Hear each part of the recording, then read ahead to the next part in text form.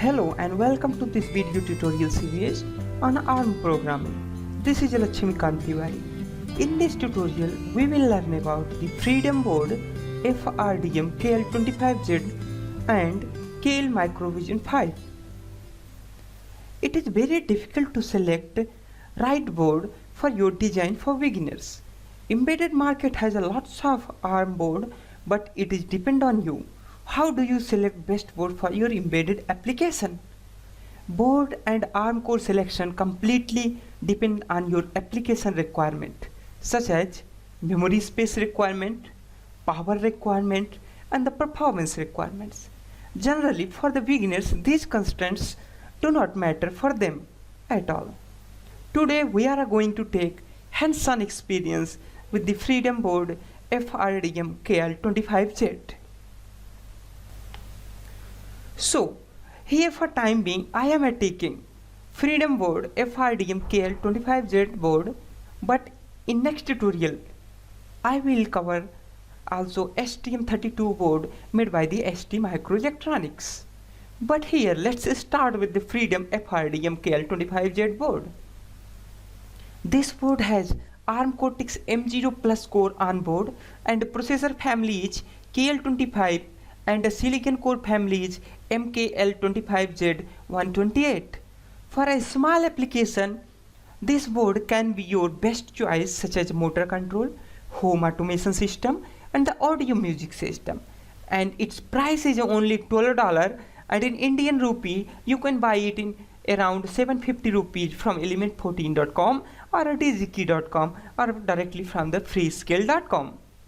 This FRDM KL25Z board can be also used to evaluate the other Freescale kinetic LCD devices such as KL14, KL15, KL24 and KL25. It features a KL25Z128 VLK microcontroller with the ARM Cortex M0 Plus microcontroller, which has a maximum operating frequency is 48 MHz. And it also has a 128 kilobyte of flash. And I also want to tell you, flash memory is the area where microcontroller stores its program. There is also more than 50 GPIO pins are available on this board. We can say namely J1, J2, J9 and the J10 IO pins headers. This is the block diagram for the board. You can see here this board also has a fully speed USB controller and other lots of analog and digital peripheral such as a DAC and the ADCs on board. This board also has an RGB LED. It is also known as a red, green, blue combination of the LED. And also it has a 3-axis digital accelerometer and a capacitive touch slider on board. And the board operating voltage is a 3.3 volt. But this board is taking 5 volt from USB port and then internally it is converted it in 3.3 volt. OpenSDA is also available on board for debugging. Actually, debugging is a process where programmer can run his program in steps as he wants, and the OpenSDA make it easier as never before, and programmer can see each and every step inside the. Here we can see this part of the Freedom Board is dedicated for the OpenSDA. I want to give a short introduction of the OpenSDA. OpenSDA is an open standard serial and debug adapter. Actually, what is mean of the OpenSDA? It means it enables programmer to look inside the processor and monitor the execution of each and every instruction. OpenSDA bridges serial and debug communication between your computer and the Freedom Board, and its hardware circuit is based on a Freescale kinetic K20 family microcontroller MCU with the 128 KB of embedded flash and an integrated USB controller, which pointed as SDA on your board. Here SDA means a serial debug adapter.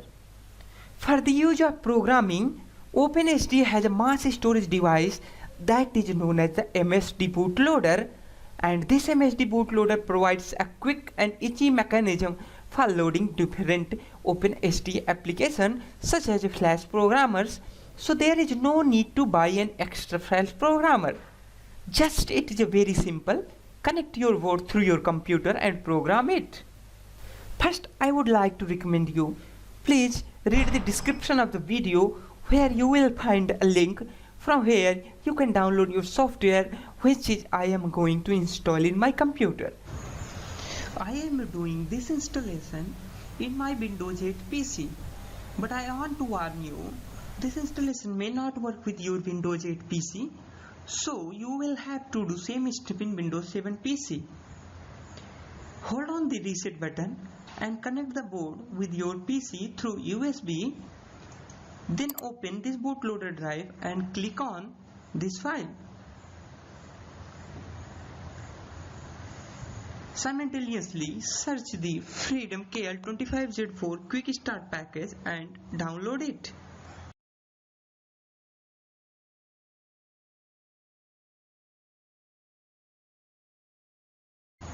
From previous tab also, download both files. Extract these downloaded files on desktop or in any folder where you want.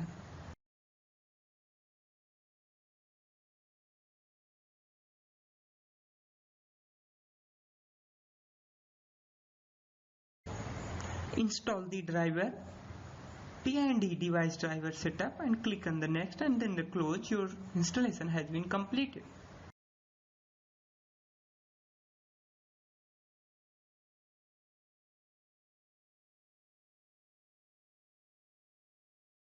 And this folder, first extract it, open this folder and copy this file and paste in bootloader.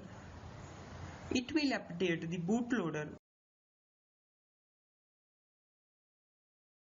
Wait for a second and again disconnect board from USB.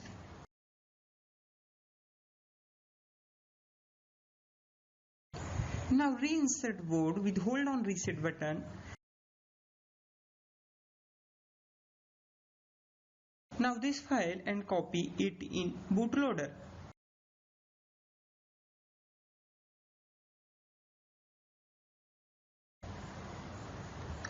Disconnect the board, then again connect the board, but this time don't press the reset button. Now this time a new hard drive MKL25Z will appear on your computer. Open device manager, then update this software.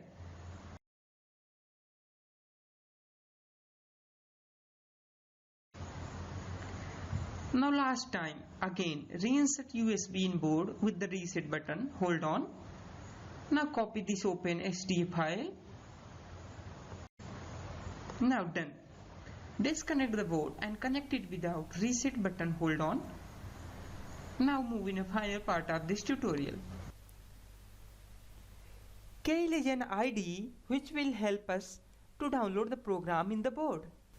First read the video detail and there is a link. Download Keil version 5 and Keil version 5 legacy support for the Microvision project. And first install Keil version 5, then install the legacy support. After installation, open Keil and it will open a default project. Here our task is testing the Blinky project on FRDM KL25Z board. So go to in menu bar and click on a project menu and select open project.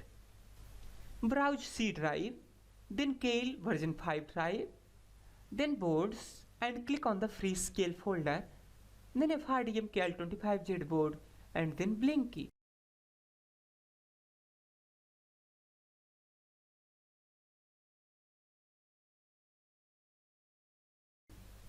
Now Blinky project has been opened.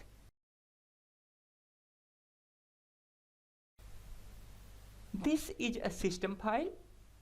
It initializes a core clock update and sysdig handler. And this file is a startup file, and this file initializes the stack, heap and the NVIC vector definition. And this also initializes system reset And then in last, this file called main function of the project. Here in main file Blinky, this file contains the microcontroller peripheral initialization function call such as a system handler, core clock update, etc.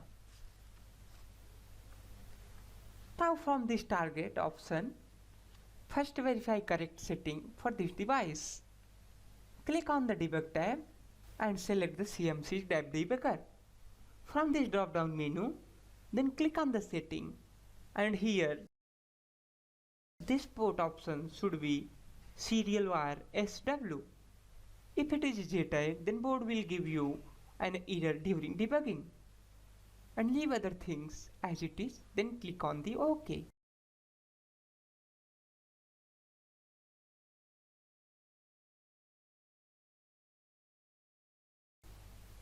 Build the project, and if you find here no error means your project has been compiled successfully.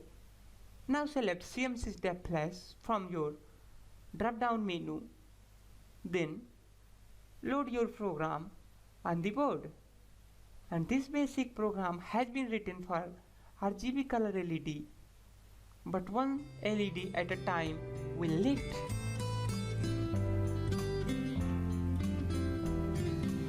I am going to stop this tutorial here. If you have any question, please comment below. Subscribe my channel for more video tutorials. Thank you for watching.